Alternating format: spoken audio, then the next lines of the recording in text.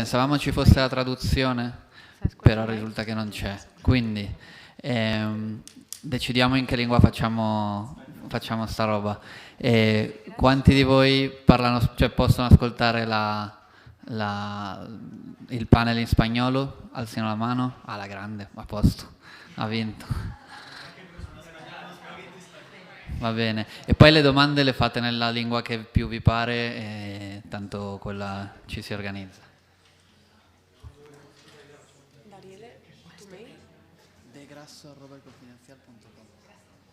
Quando si che non si vede.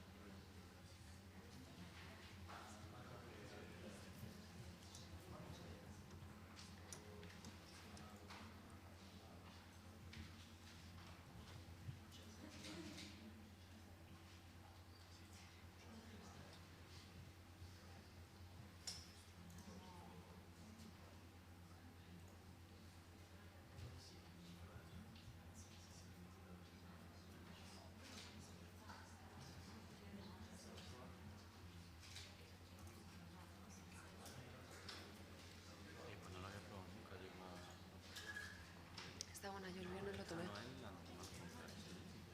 Yo creo que no. Es más fuerte.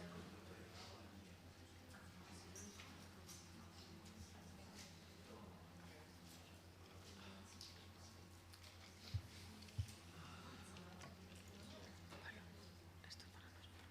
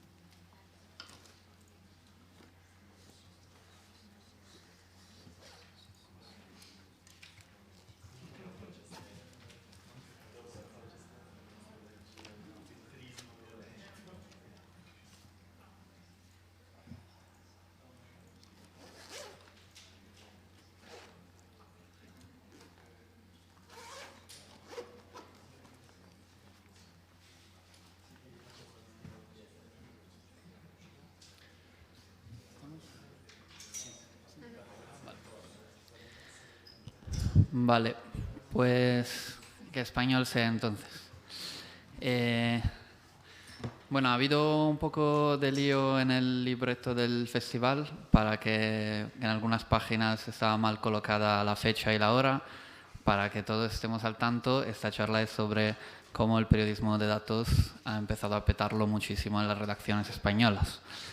Y básicamente los que estamos aquí venimos, justo para daros un pelín de contexto, en España desde 2008 se perdieron 11.870 empleos en la prensa, hubo enormes despidos en el país y el mundo, hubo cierre de periódicos y hubo cierres de televisiones locales y regionales. Y esa probablemente es la historia que ya sabéis y la historia que ha pasado un poco en todos los países.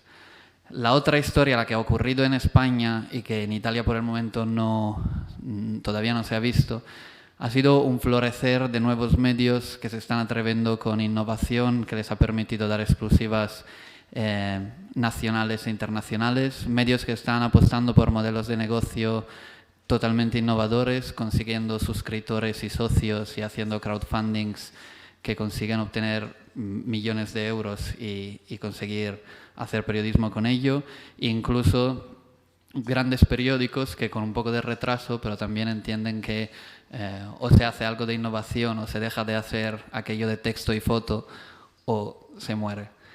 Hemos querido juntar en esa mesa un poco diferentes ejemplos de todo eso.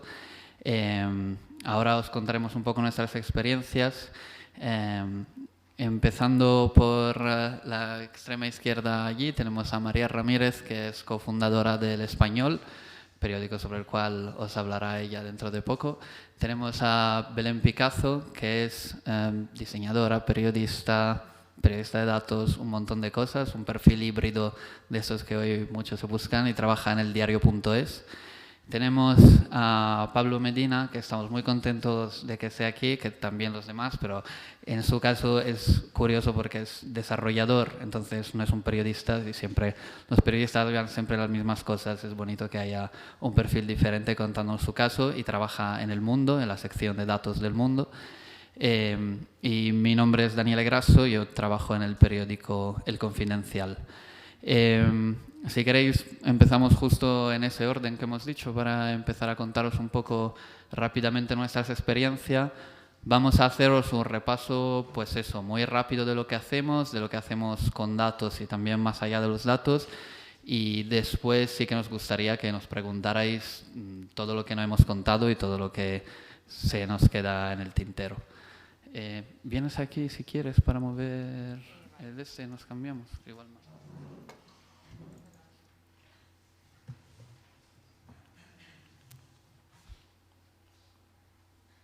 Sí.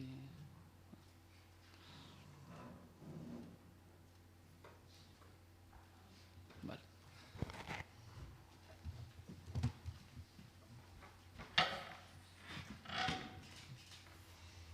Empecé, no sé si sabré. Bueno, muchas gracias por estar aquí, grazie a tutti per essere qui questo pomeriggio. Como ha dicho Daniele, yo soy una de las fundadoras del Español. Quizá lo más peculiar sobre nosotros sea cómo nacimos o lo que conseguimos, lo que intentamos haciendo un crowdfunding. Que era algo bastante nuevo en España. Ahora hay muchas experiencias en Europa, pero en España, cuando lo hicimos el año pasado, pues había pocos ejemplos. Y además hicimos un crowdfunding que, hasta donde sabemos, es único en el mundo, porque es un crowdfunding que se llama equity crowdfunding, es decir, que la gente que participa es accionista de la empresa. Y probablemente ese fue una de las claves del éxito que tuvimos, porque bueno, conseguimos recaudar 3.600.000 euros de 5.600 personas, algo que no ha conseguido ningún medio en el mundo. Nuestra manera de nacer fue especial también por el contexto. En España pues había bastante desazón, digamos, con los medios tradicionales, en general con cualquier institución percibida como tradicional, y lo que ha pasado en la política pues también sucedió en los medios de comunicación, y de eso nos hemos beneficiado los nuevos medios como nosotros, como El Diario unos años antes, e incluso como El Confidencial, que lleva mucho tiempo en el mercado español, pero bueno, al final el ser solo digital pues te ayuda. Aparte de nuestra manera de financiarnos, una de las cosas que dijimos desde el principio es que queríamos hacer periodismo de otra manera, utilizando mejor las herramientas de Internet. Nuestra empresa se llama No hace falta papel, que es el nombre de un blog que empezamos a escribir Eduardo Suárez y yo, contando un poco la experiencia de medios más innovadores de lo que se hacía en España, sobre todo centrado en la prensa estadounidense. Y desde que nacimos, hace ahora 1 año y 4 meses, pues hemos intentado demostrar que no hace falta papel, que se puede hacer periodismo igual de bien que en el papel e incluso mejor. No sin ciertos problemas y bueno, es verdad que nacimos con unas expectativas muy altas. Creo que hemos hecho cosas especiales, pero no es fácil muchas veces en el mercado español revolucionarlo todo, porque hay mucha resistencia de los anunciantes, también hay una generación de periodistas que viene del papel o viene de la primera época de Internet y a veces explicar que hay que hacer cosas de otra manera distinta a la foto y el texto, pues no es fácil ni siquiera para nosotros. Y explicar cómo se pueden hacer otras cosas con datos, pues también, desde luego, ha sido un reto en nuestra redacción.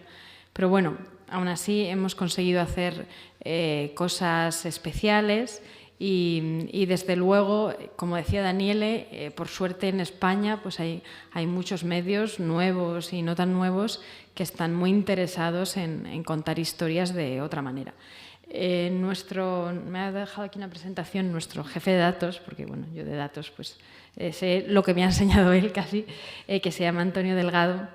Lo bueno de Antonio es que él fue profesor de datos antes, de hecho fue profesor en el máster de El Mundo, con lo cual tiene también esta parte pedagógica que creo que es muy útil en las redacciones.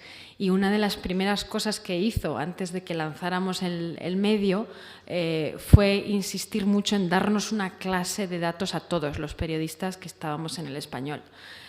Porque es muy fácil, sobre todo si has trabajado en otros medios más tradicionales, que pienses que la unidad de datos pues lo que hace son gráficos y que al final muchos pues acaben encargándoles los gráficos pequeñitos y bueno, Antonio insistió mucho en por lo menos enseñarnos a todos a manejar cosas básicas de bases de datos y también a través de una herramienta gratuita que tenemos del Data Wrapper que cualquiera pudiera hacer un gráfico simple sin tener que recurrir siempre al equipo de datos y visualización que en teoría debería estar pues para cosas más complejas. Una cosa que obsesiona a Antonio siempre es la ley de transparencia, por eso lo ha puesto aquí, porque es una de las cosas que yo creo que ha hecho que en España realmente haya tantos proyectos de datos, porque de repente pues ha cambiado algo, que con la ley de transparencia por primera vez podemos pedir más información a las instituciones, podemos acceder a más datos, aunque la ley sea un poco engorrosa y al final, sobre todo, los ciudadanos normales la estén utilizando muy poco. La están utilizando, pues eso, periodistas como los colegas que están aquí sentados, como Antonio, que están haciendo peticiones de datos. Pero bueno, eso está bien porque por fin hay más datos disponibles. Y gracias a ellos pues hemos conseguido hacer historias con foco. Yo creo que una de las cosas que tal vez a veces cuesta entender y que también es una parte esencial para explicar por qué son importantes estas historias, es buscar una noticia detrás de los datos, que para eso está claro que hace falta un periodista o alguien con ojo periodístico, porque es muy fácil perderse en grandes bases de datos y en hacer simplemente un reflejo de algo, de una realidad que bueno, puede ser interesante, pero realmente lo que para nosotros es esencial y lo que ha hecho que algunas historias tuvieran más relevancia es, una vez que están los datos, pues dónde está esa noticia, ¿no? Bueno, aquí una historia de Podemos que conseguimos con una petición de información. Y aquí, por ejemplo, hay un ejemplo de una historia pues analizando las multas de tráfico. Y ahí Antonio pues encontró que en un sitio concreto, en un barrio, pues se estaban disparando las multas por un cambio de regulación. Y yo creo que de verdad esto es lo que puede hacer que las redacciones, sobre todo las más tradicionales, se interesen más por manejar los datos cuando ven que gracias a eso es como una investigación más. Es como cuando te pasan un papel de una fiscalía, ¿no? O sea, al final hay ahí un trabajo de investigación que puede dar con titulares. La verdad es que a nosotros, desde el punto de vista de tráfico, lo que mejor nos ha funcionado son buscadores. por ejemplo, bueno, en este es un caso muy especial, es un caso de corrupción de los fondos de los Pujol, la familia catalana que tenía fondos en Andorra, y este buscador pues nos funcionó muy bien. Tenemos también, en realidad, nuestra historia más vista de datos es esta. Se llama España en Cifras. Es un proyecto que lanzamos en las elecciones municipales y autonómicas de mayo del año pasado. Y bueno, es un buscador bien hecho donde puedes ver cómo ha cambiado la deuda, cómo ha cambiado la riqueza, cómo ha cambiado la demografía de tu municipio. Hicimos historias a partir de estos datos, pues el municipio más rico, el más pobre, el más endeudado, el que ha manejado mejor o peor el paro. Pero claro, lo que vimos también es que además de esa historia, si haces un buscador de algo que al final le puede interesar a todo el mundo porque quiere ver cuánto ha subido el paro o cuánto ha subido la deuda en su pueblo, en su ciudad, pues es algo a lo que realmente le puedes dar mucha continuidad. Puedes hacer muchas historias a partir de ahí, pero es una base de datos que, sobre todo si la alimentas, pues es eterna, que al final es la historia perfecta, algo que dura más allá de una semana, más allá de los tiempos. Esta es una historia que hicimos en gran parte gracias a uno de nuestros grandes descubrimientos en el español, que se llama Martín González, un estudiante que está terminando ahora la carrera en Barcelona y que cogió todos los datos de Airbnb, sobre todo centrados en Barcelona, y descubrió que la mitad de ellos eran de inmobiliarias. Y es una investigación que luego hemos visto en otros sitios de Airbnb, en otros sitios del mundo. Nuestro equipo de datos trabaja muy de la mano de la ilustración, por supuesto de los periodistas que están fuera de la unidad. Y bueno, aquí están las cosas que hicimos, un poco especiales también en las elecciones catalanas. Lo que hemos visto también es que para dar resultados electorales está muy bien darlos en vivo y por supuesto eso tiene mucho tráfico, pero también nos ayuda si nos centramos en aspectos concretos, como en este, de visualizar pues, un partido, cómo va o un sitio muy concreto. Las historias pequeñas de datos suelen funcionar bastante bien. Y bueno, nuestra experiencia con datos ha sido buena, pero también es verdad que requiere, estábamos hablando hace un rato de eso, que requiere mucho tiempo, requiere dinero y requiere esfuerzo. Desde luego no es algo fácil de hacer. Y por eso los proyectos más impresionantes que hemos visto pues a veces vienen del New York Times, porque ahí tienen el tiempo, tienen el equipo y es algo que yo creo que además hay que explicar mucho todavía en las redacciones, que los buenos trabajos de datos cuestan tiempo y hay que tener a veces paciencia e incluso, pues como en cualquier investigación, puede suceder que le dediques mucho tiempo a algo y luego descubras pues, que no había algo tan interesante, pero hasta que no miras, pues no lo puedes saber.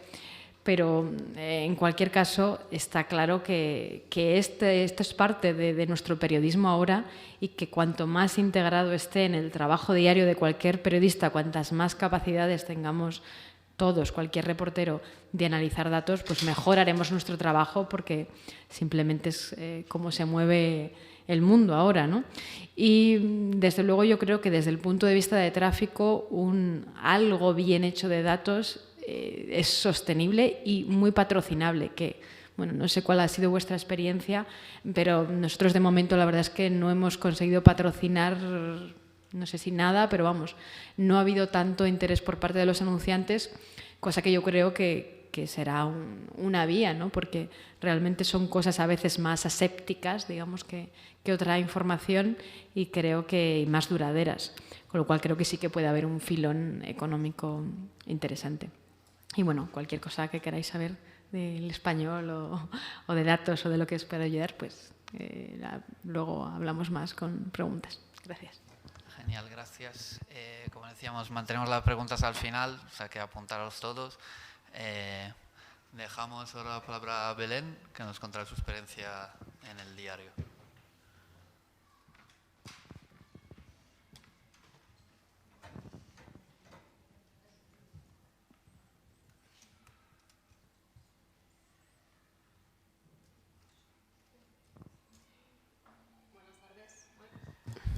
¿Me escucháis? Sí.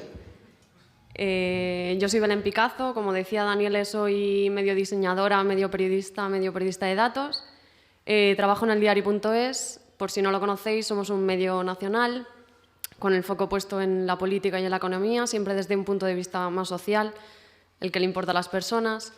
Nosotros nacimos en septiembre de 2012, de la mano de, no sé si eran 12 periodistas jóvenes. Lo más revolucionario del diario.es en realidad fue el modelo de socios que tiene. Son pues, personas que pagan 5 euros al mes, 60 euros al año por leer. No solo por leer, sino por ayudar al periodismo independiente. O sea, con lo de leer no quiero decir que el contenido se cierra, todo lo contrario, es abierto. Lo que hacen de esta forma es apoyar el periodismo independiente. Entonces, bueno, yo entré en el diario.es 2 meses justo después de nacer. Entré como becaria. Me obsesioné mucho con los datos después de que viniera Chiqui Esteban, no sé si le conocéis, es un infografista, ahora mismo está, creo recordar que en el Washington Post, pasó por el National Geographic, por Boston Globe y cuando vino a dar una charla a mi clase estaba en lainformacion.com.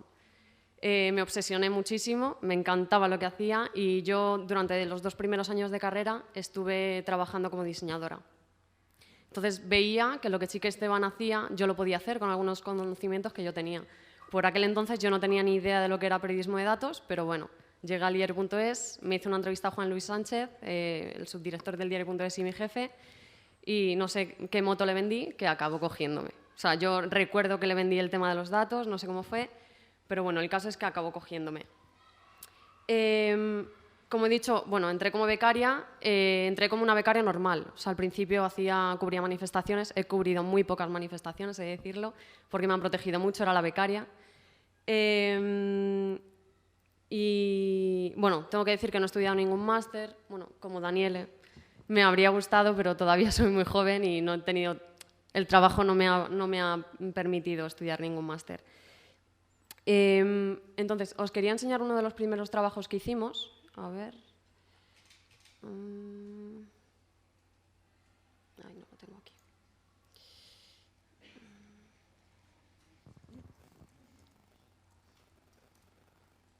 Bueno, fue a partir de la base de datos del Mundo, de los papeles de Bárcenas. A ver.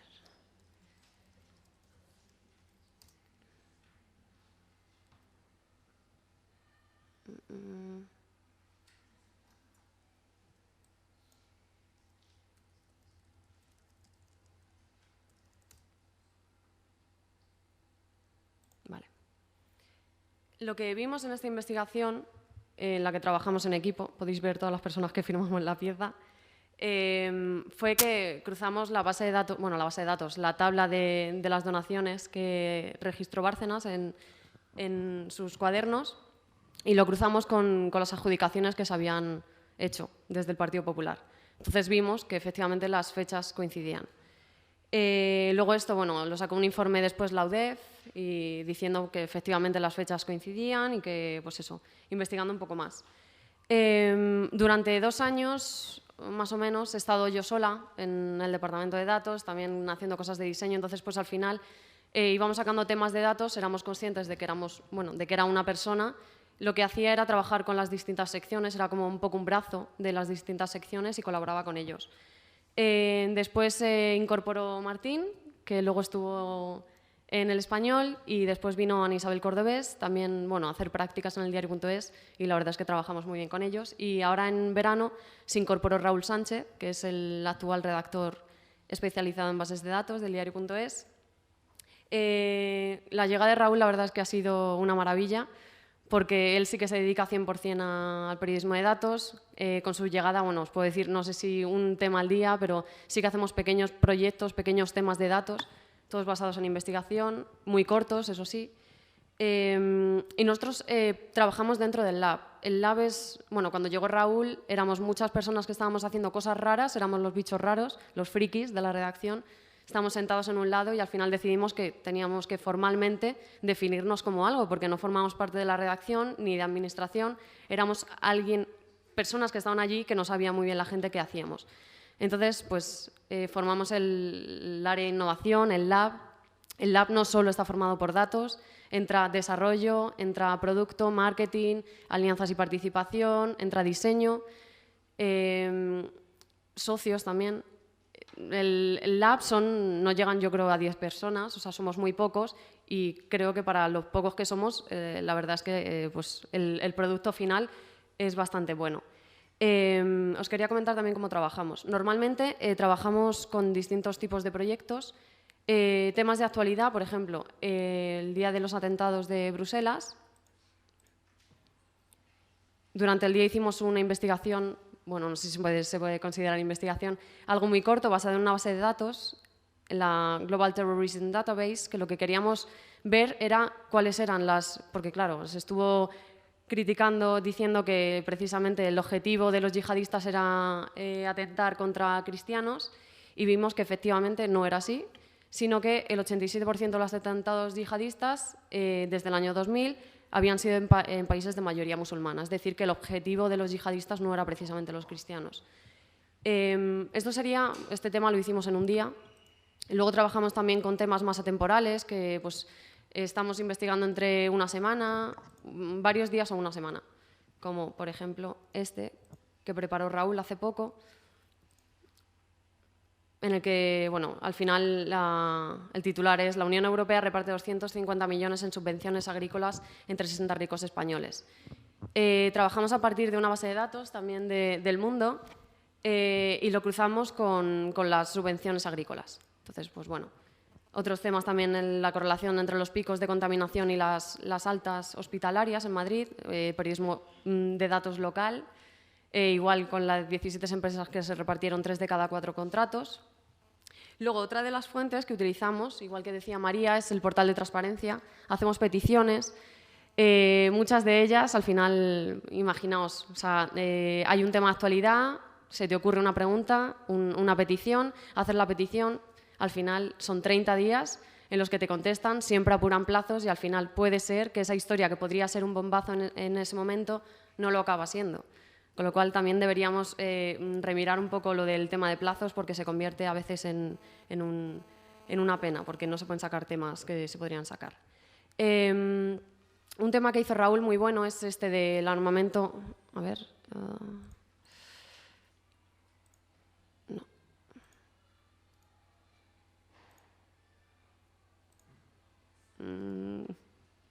¿Es este? Sí.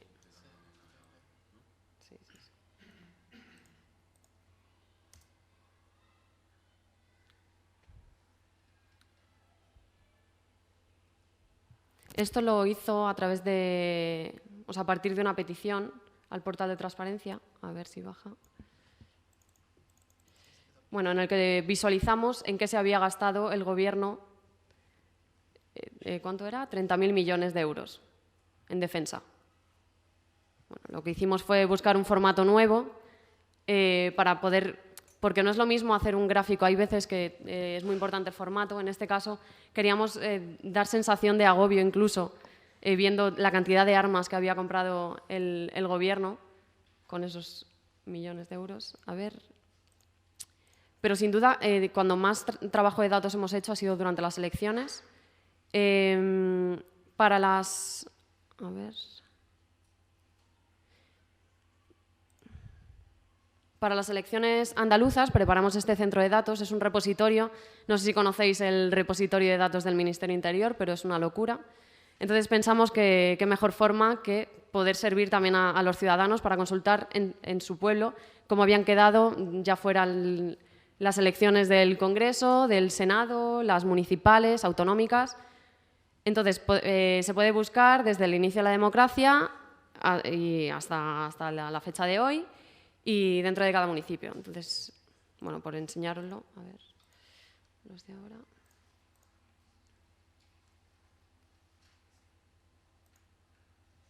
Uy, esto.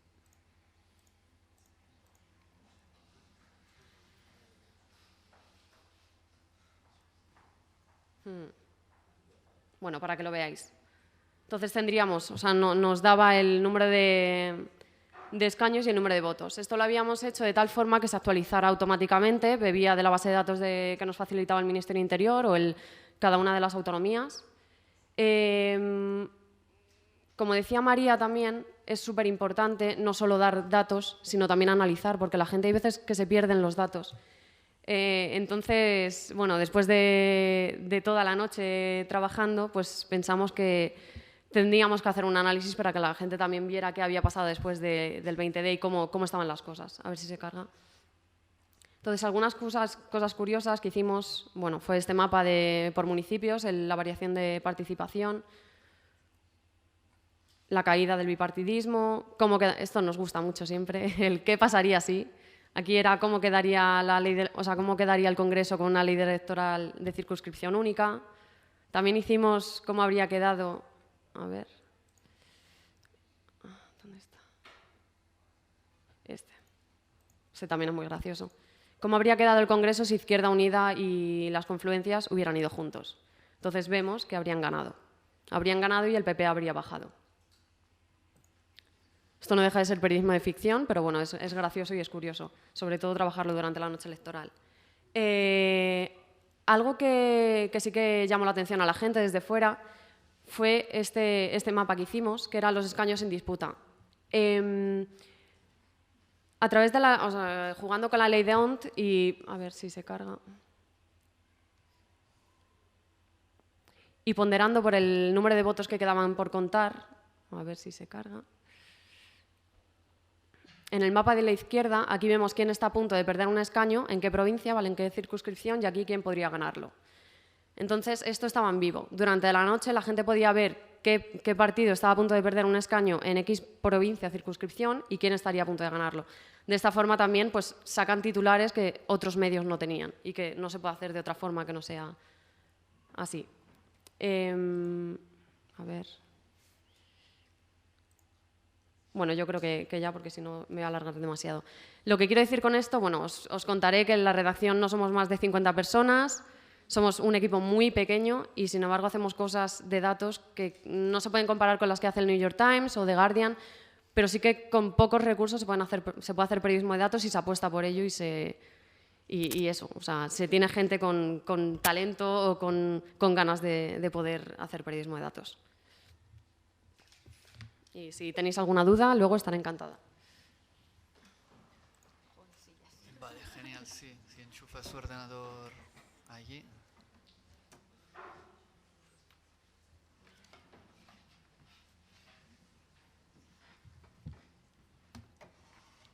Es este, ¿no?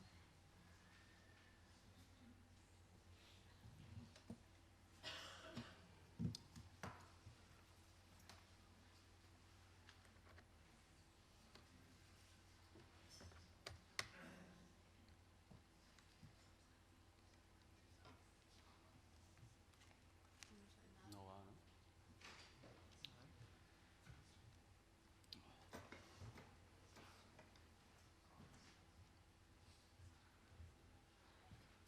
Parece que no va. ¿Conexión de HDMI tenéis? Ahí va. Ahí está. Vale, perfecto. Pues bueno, yo soy Pablo Medina. Como ha comentado Daniele antes, estoy ahora en el Mundo Data. Trabajé también con él varios meses en el Confidencial. Y bueno, básicamente voy a contaros dos cosas, dos conceptos. Primero, cómo nació el Mundo Data, la sección de datos del mundo, en un medio tradicional, a diferencia del medio de María, que nació desde cero. Pues bueno, comenzamos. La semilla del periodismo de datos en España se podría considerar el máster en periodismo de datos, investigación y visualización de la Universidad Rey Juan Carlos junto con Unidad Editorial, que es el grupo al que pertenece El Mundo. El máster este fue impulsado por Marc Cabra y Marco García Rey del ICAJ y por Antonio Rubio, un periodista del Mundo. Después de la primera promoción, Daniel Grasso, que lo tenemos allí, fue contratado por El Confidencial y creó allí la primera unidad de datos en los medios españoles. Conforme a las fechas de esto, 2012-2013, varios periodistas del mundo comenzaron a insistir en la necesidad de periodismo de datos en la redacción. Pero bueno, las cosas fueron allí más lentas por tratarse de un medio tradicional. Nos vamos a 2014, cuando en la segunda promoción del máster que hemos comentado antes, varios periodistas comenzaron a hacer las prácticas en el mundo, pero ya realizando periodismo de datos. Al final de las prácticas se compiló todo este trabajo de periodismo de datos en el blog Más Datos y aprovechando esta situación, varios periodistas del mundo, entre los que se encuentran Guillermo Sánchez Herrero y Olaya Novoa, comenzaron a insistir más fuerte por la necesidad de que no fueran solo unas prácticas, no fuera solo un blog, sino que se convirtiera en una sección más de la redacción. Y finalmente, en marzo de 2015, El Mundo decidió crear su unidad de datos con el asesoramiento de Marcos García Rey, que fue uno de los propulsores también del máster. En octubre de 2015, la estructura de perfiles que Marcos sugirió ya se completó. Un jefe, manager, coordinador, 3 periodistas, un diseñador y un desarrollador. En el caso, hay un periodista que es quien está haciendo ahora de coordinador en la sección, que se llama Hugo, que tiene un perfil, yo creo, muy potente para una sección de datos, porque él hizo la carrera de informática de sistemas y tiene ahora también formación de periodismo. Por tanto, comprende bastante bien los entresijos de esto. Y bueno, simplemente cuando comenzamos ya todos, nuestro primer gran reto fueron las generales. Si después tengo tiempo al final, os comentaré algunos de los proyectos que hicimos. Pues eso, quiero comentaros un poco mi experiencia como ser un desarrollador en una redacción, ¿no? Un poco así como me sentía. En mis dos experiencias, en los medios, en El Confidencial y en El Mundo, se dio el caso de que fui el único desarrollador dentro de la redacción. Un poco al principio tenía la sensación de que la gente pues, me miraba un poco en plan, ¿por qué está este chico aquí? ¿Qué puede hacer por nosotros? Y bueno, simplemente pues al principio yo creo que es algo normal y en los dos sitios me ha sucedido que conforme ya van viendo qué se puede hacer, en qué los puedo complementar o simplemente ayudar, pues se van dando cuenta de que puedo serles de utilidad. También quiero comentar casos de peticiones un poco, se podría decir,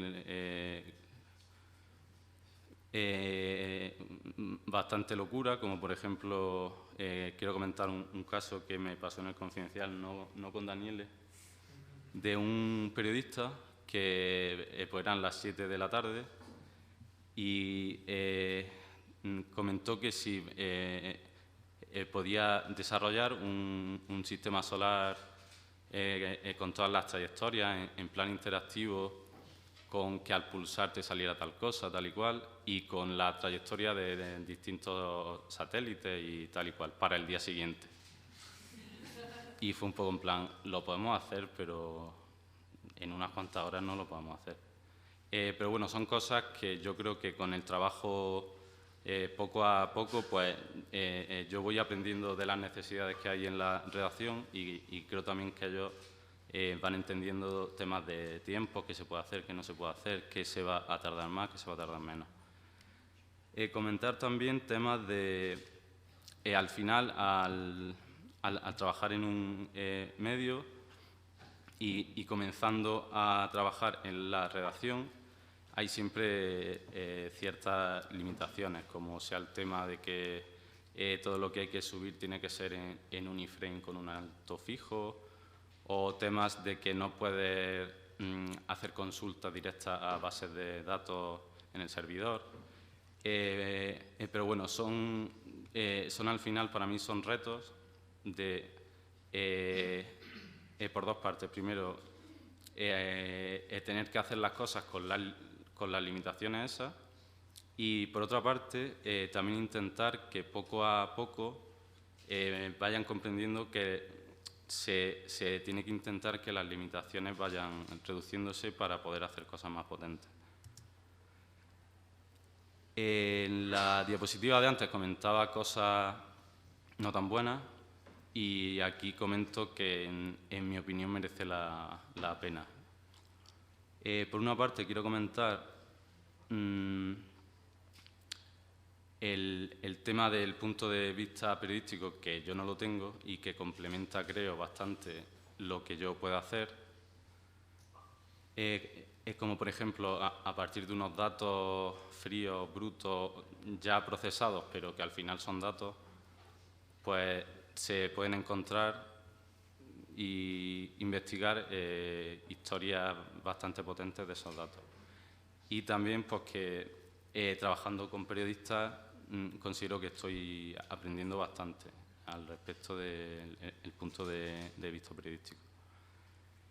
Y para mí trabajar en un medio, en una sección de datos, lo considero bastante mejor que trabajar en una compañía normal, como pueda ser consultora o compañía de software, porque yo en el trabajo que estoy haciendo, en cierta forma lo considero cercano a trabajar para el bien común, porque considero que intentamos dar a la gente historias útiles e interesantes a partir de los datos. También intentamos que comprendan y puedan explorar de forma fácil los datos, y en ciertos casos también podemos, a partir de, entre comillas, denunciar la falta de datos o falta de consistencia de ciertos datos públicos, propulsar tanto el Open Data como la transparencia. Y bueno, aquí tenéis nuestro Twitter de la sección y la portadilla donde podéis encontrar, si os interesan, piezas nuestras, como las que he comentado antes del 20D, de las generales. Muy bien, pues un cambio rápido. Sí.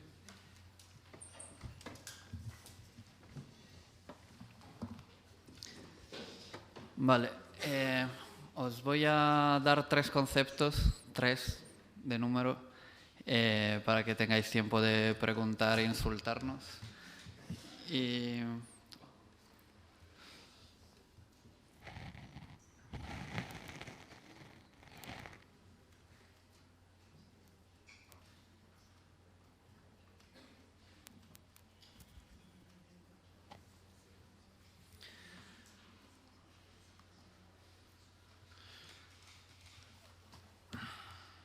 Vale, simplemente quería empezar diciéndoos que El Confidencial es un periódico que nació hace 15 años, elconfidencial.com.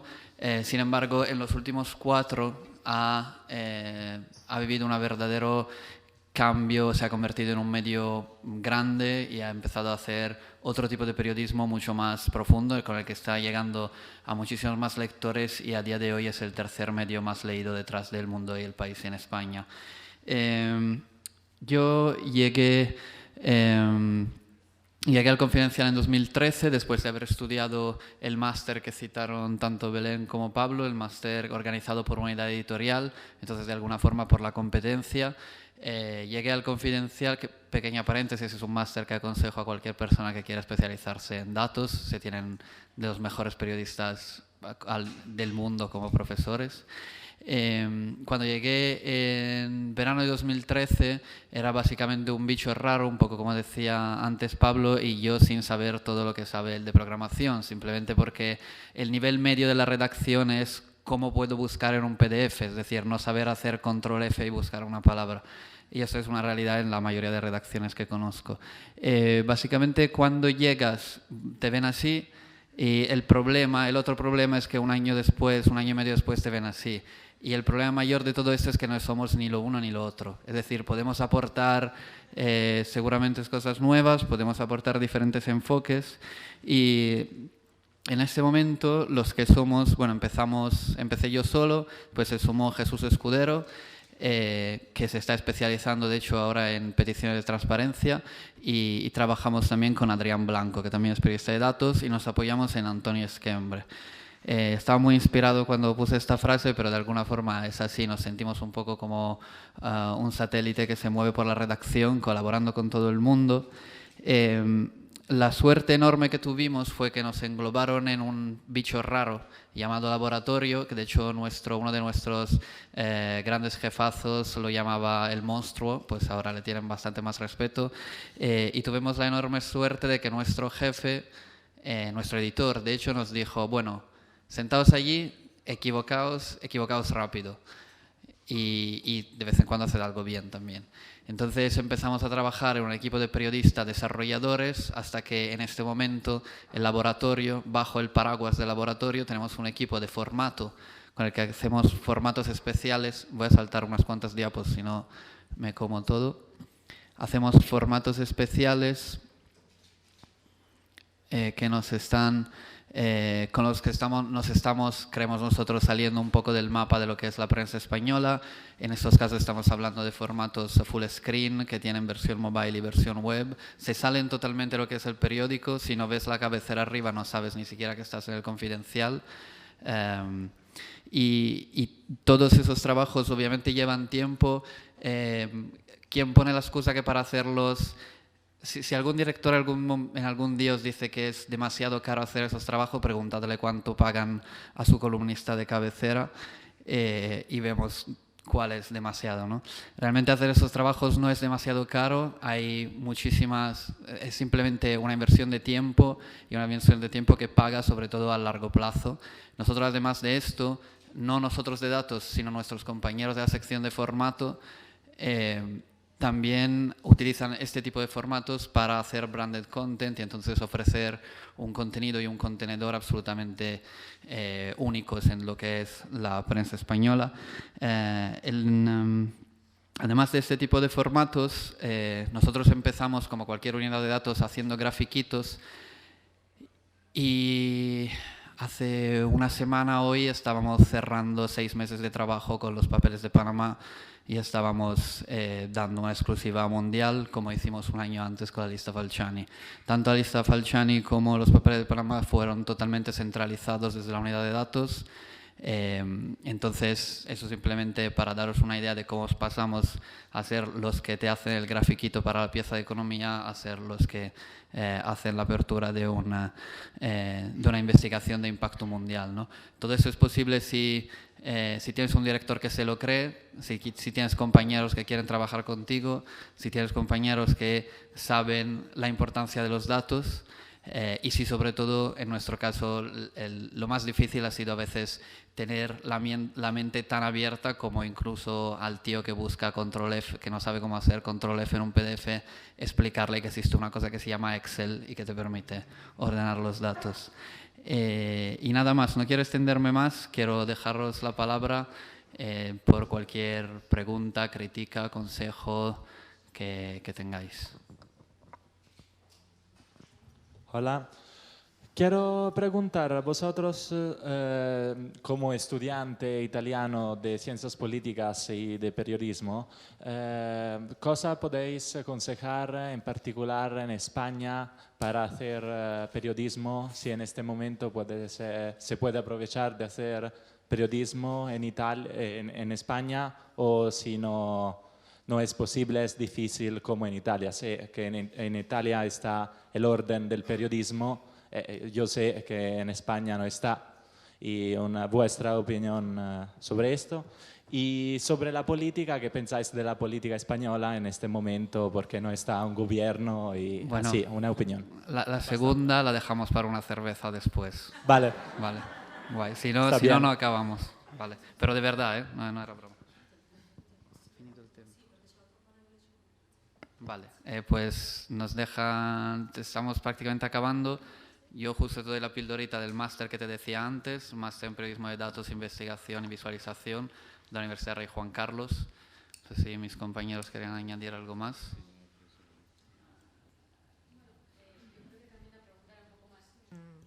En general, ¿no? Si en España hay como más oportunidades ahora para ser periodista, y yo creo que sí, no tenemos el ordine di giornalisti, o sea, cualquiera puede practicar como periodista, haya o no estudiado periodismo, y a diferencia de hace algunos años hay más dinero, ya no estamos en los peores momentos de la crisis, y hay más medios, y hay muchas oportunidades de hacer freelance. Yo creo que ahora es un momento mejor. Todos los que estamos aquí, bueno, el mundo no, pero los demás somos de medios nuevos, y hay otros medios también más pequeñitos que han nacido en el último año.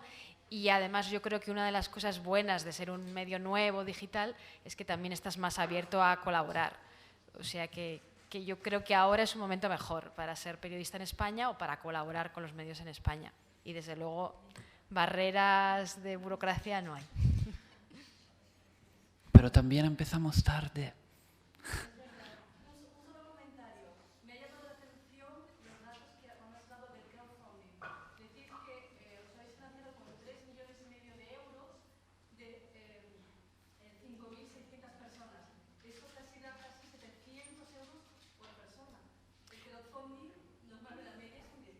Bueno, nuestro crowdfunding, que además ya como he dicho antes es especial porque era de acciones, o sea, tú participabas y el mínimo que podías invertir era 100 euros, el máximo era 10.000, y si invertías 100 euros tenías el equivalente en acciones.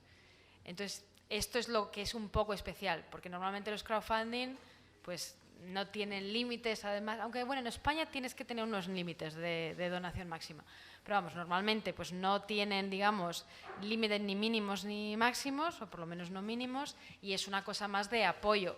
Apoyo a una causa, apoyo porque quieres desarrollar un proyecto, pero eso en nuestro crowdfunding era nos apoyas, pero a cambio, bueno, te hacemos suscriptor y te hacemos accionista de la empresa, que eso es lo que fue bastante especial.